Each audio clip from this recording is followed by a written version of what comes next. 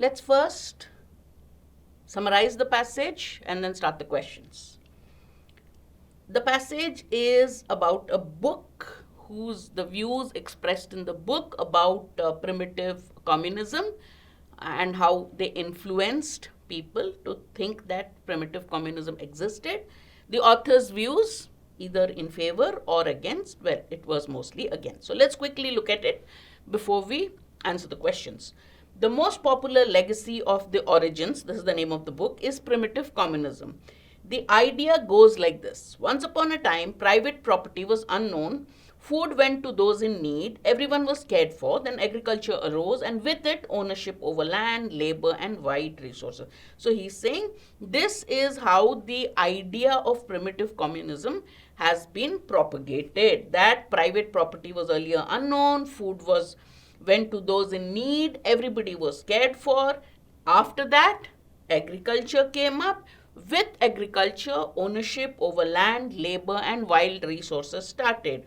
The organic community splintered under the weight of competition.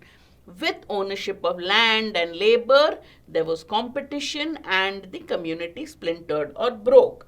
The story predates Marx and Engels. The patron saint of capitalism, Adam Smith, proposed something similar, as did the 19th century American anthropologist Lewis Henry Morgan.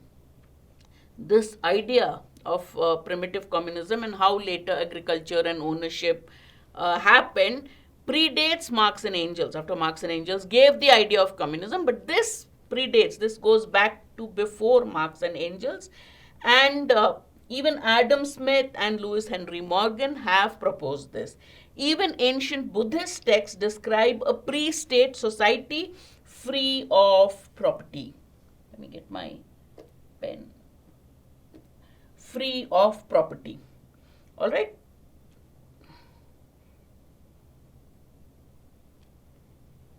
But the origins is the idea's most important codification. This idea of the origin, the most important, the idea of primitive communism as given in the origin is its most important codification. The origin has codified, documented this idea of primitive communism, is argued for primitive communism, circulated it widely, and welded it to Marxist principles. This is what the origins did.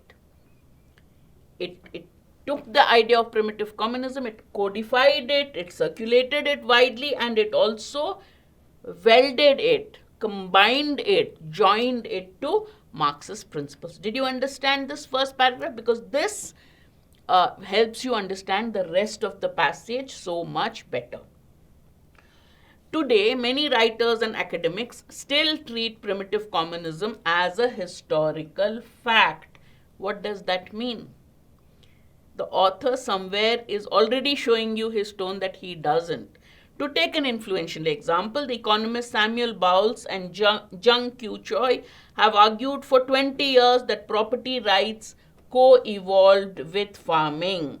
For them, the question is less whether private property predated farming, but rather why it appeared at that time. In 2017, an article in The Atlantic covering their work asserted plainly, for most of human history, there was no such thing as private property. A leading anthropology textbook captures the supposed consensus when it states, the concept of private property is far from universal and tends to occur only in complex societies with social inequality. So he talks of primitive communism, how the origins codified it, joined it with Marxist principles, and says even today many people believe that primitive communism is a historical fact. It actually existed. It's not a myth. It's not an idea, a fictional idea.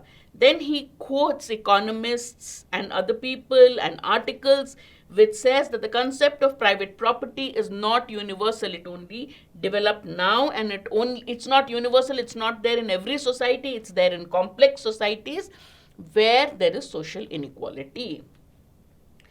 Primitive communism is appealing. The author says the idea is alluring. We are fascinated by it. It endorses an Edenic image of Eden. heaven, paradise, right?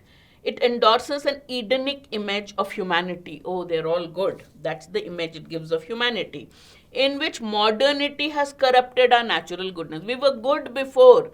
We had equality, everybody had food, no, there was no private property, but then we became corrupt. But this is precisely why we should question it, because it has this Edenic image. It gives this image of human beings being so good and so kind.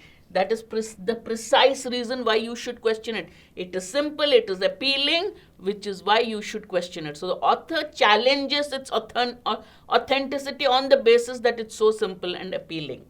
If a century and a half on research on humanity has taught us anything, it is to be skeptical of the seductive. So what's the author's?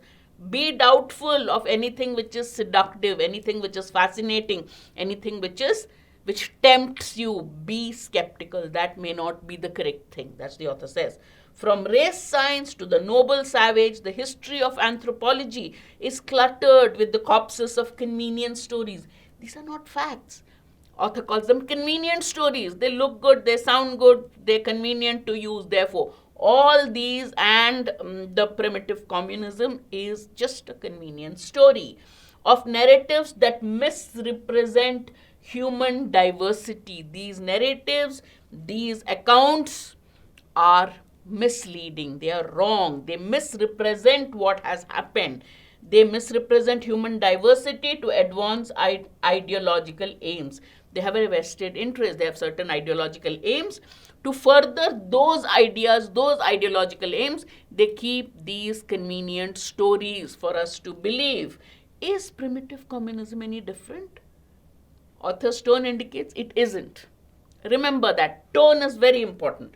The popularity of the idea of primitive communism, especially in the face of contradictory evidence, what's the assumption? There is contradictory evidence.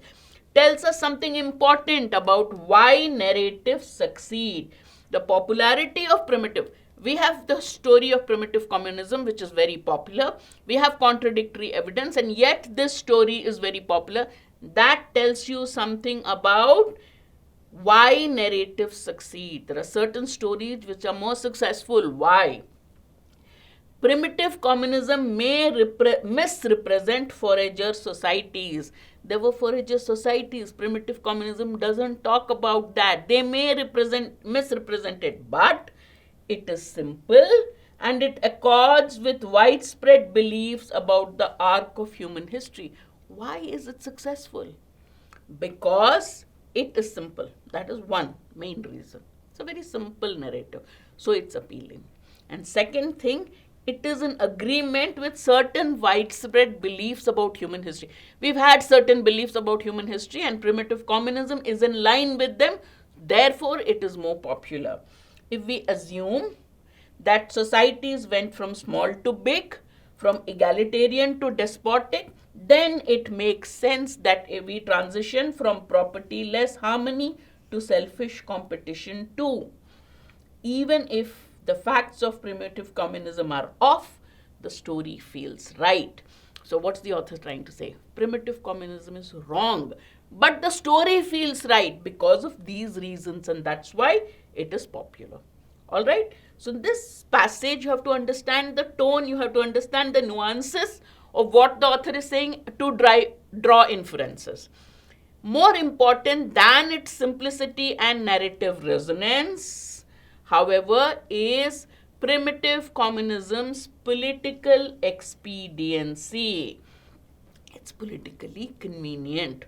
For anyone hoping to critique existing institutions, if anyone wants to criticize our existing institutions, primitive communism conveniently casts modern society as a perversion of a more pre-social human nature. Yet, this storytelling is counterproductive. But carrying the story of primitive communism is counterproductive. It actually doesn't produce any benefits. Rather, it has problems. It creates problems. Counterproductive means something that hits you back. By drawing a contrast between an angelic past and a greedy present, primitive communism blinds us to the true determinants of trust, freedom, and equity. What it does is it draws a contrast between our beautiful angelic past and our corrupt present, and it blinds us, it makes us blind to the true factors that go into trust, freedom, and equity. If we want to build better societies, then this is not the way to talk, oh, we lived in a beautiful past of primitive communism, but the way forward is to neither live as hunter-gatherers nor to bang the drum of a make-believe state of nature. Don't do that. Neither. Rather, work with humans as they are, warts and all. What is a problem with the skin, like eruption in the skin? So we all have some defects and they are called warts, right? Any defects. Accept us as we are, defects and all, and then draw up a true story rather than hankering after an angelic past or condemning the present. That's what the author says. Which of the following, question 1, which of the following, if false, could be seen as contradicting the claims of the passage? So how do we look at it? If it is false, so if you invert the sentence, it goes against the claims made in the passage. Okay, so the correct option is 1, which goes in line with what the passage says, right? If false will contradict the claims. So you invert the sentence, falsify it, and then it will go against the claims of the passage. So in its present form, look for something that goes in line with what the author is saying. Okay? And the wrong options will be what contradict what the author says. So if you make it, invert it, it goes in line with what the author says. Many anthropological theories have now been suitably discredited. Okay? If this is false, it means that many anthropological theories are still creditable. What does the author says? What does the author say about anthropological theory? Many of them are false or have been falsified. If he says that this is in line, if this is if this is wrong, then it goes against what the author says. Let's go back to what he says about anthropological theories. History of anthropology is cluttered with copses of convenient stories, of narratives that misrepresent human diversity and ideological aims. So copses of convenient theories means many anthropological theories have been discredited, have been shown to be wrong. So they've become corpses, they're dead bodies now, they're dead theories. They no longer in vogue, we don't follow them. So all these theories of anthropology have been proved wrong. That's what the author says. So if option A is inverted, it says many anthropological theories have not been discredited, then it goes against what the author says. Therefore, if false, this will go against what the author says, so our correct answer is A. Clear? What's our answer? Do you understand why it is A? If you hadn't read it, if you haven't worked it out that way, you will get the answer wrong. Okay? If false, it should contradict. That means if true, it will go in line with the passage. That's all. So the option which goes in line with the passage is what you chose. What you choose, then if you falsify it, it will contradict what has been said in the passage. Okay? All right. Which one is not a valid inference from the passage? Primitive communism is appealing because it is politically desirable. The author has meant what the political desirability of primitive communism, but is that why it is appealing is what we have to see. All right, so we'll go back to the passage. Many people of intellect believe there was primitive communism before the advent of farming. We know this, correct? many modern writers also believe in the theory of primitive communism before the advent of farming. So B can be inferred. Building a better future doesn't necessarily imply going back to primitive communism. The last lines of the passage, he says, let's not do that. Building a bright future does not mean going back to an idyllic state of nature, which is primitive communism. So C can be inferred. The attractiveness of primitive communism is the main reason why we should be distrustful of its authenticity. He said it's very simple. Be skeptical about anything that is seductive. So 3 can be inferred. We now know that everything is pointing to A. What has the author given as the most important reason why primitive communism is appealing? He said it is appealing because it is simple. And of course, it is politically convenient to use it, but its appeal lies in its simplicity. Its appeal lies in the popular, which is also why it's a narrative popular. So it's appealing because of its simplicity. That is why A cannot be inferred. All right. So option A is the correct answer. The author has expressed all of the following views except question 3. Assert the fact that factors such as trust, equality, and freedom attributed to hunter-gatherer societies can be misleading. He said, right, that if you appeal to primitive communism, you are in a way attributing all this, and you're misrepresenting the important determiners of trust, equality, and freedom. Analyze reasons as to why the concept of a primitive egalitarian society is so enticing. He's found out why, what is the reason for the popularity of the narrative of primitive communism and egalitarian society. So he's done this also. Assert the notion that property ownership coincided with agriculture. Did he do that? Did the author say that property ownership coincided? That is what people said, that with the rise of agriculture, ownership started. But the author does not express that view. That view is the people, the economists. He has quoted those economists, Jung and somebody. They said how property ownership started with agriculture. People who advocate the theory of primitive communism say this. But the author says that it is not like earlier we lived in a state of no ownership, and he does not buy that theory. He's against it, you know that. So C would be, let's look at, assert the fact that it was the origins that made the notion of primitive communism popular. So we know that these 3 can be inferred, and we know that this property ownership coinciding with agriculture is not the author's view. He does not agree with it. This is the view that people have advocated to show how primitive communism was a fantastic state with the rise of agriculture. Property, social inequality, everything started. The author doesn't believe in it. Therefore, the correct answer is C. Clear? What is the primary purpose of the passage? Why did the author write the passage?